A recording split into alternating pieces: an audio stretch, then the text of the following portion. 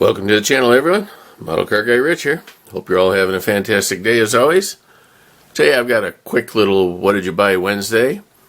I ran into Hobby Lobby to pick up some cement and they were completely out, but as luck would have it, they had the 40% off sale going on.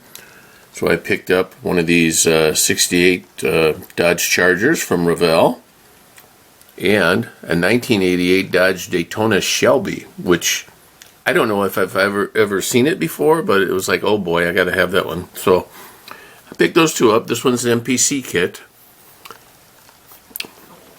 And stay tuned for the channel. I'll do some unboxing soon.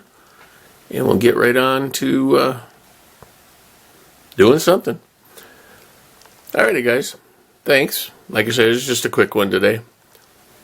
Thank you all for watching. This is Model Car Guy Rich out. Keep on modeling.